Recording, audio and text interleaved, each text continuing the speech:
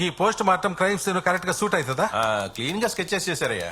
బండి నడపడం సరిగ్గా తెలియక మనిషి మీదకి ఎక్కించేశారయ్యా. ఎవళ్ళు గీళ్ళ రేయ్ ఎవళ్ళ కోసం సరెండర్ అవుతుండ్రు? అయ్యా ఓ లెవెల్ కే బండి నడపడం వచ్చు, ఊరికే తీద్దాం తీసానా సీన్ సితారైంది కదరా. మరే గీళ్ల మీద ఇంతకు ముందు కూడా కేసులు ఉన్నాయిలే. అవునండి అయ్యా, పిక్ పాకెట్ కేసు ఫైల్ అవ్వను. ఆ తర్వాత బాల నేరస్తుల గృహంలో ఓ 6 నెలలు ఉన్నారు. ఇప్పుడు 302 వచ్చి ఆగిండ్రు. ఇది అబ్జర్వేషన్ హోమా లేదంటే క్రిమినల్ ట్రైనింగ్ సెంటరా? దొంగల్ని హంతకులుగా మార్చి నీకే ఈ హోమ్ పెట్టిండ్రా?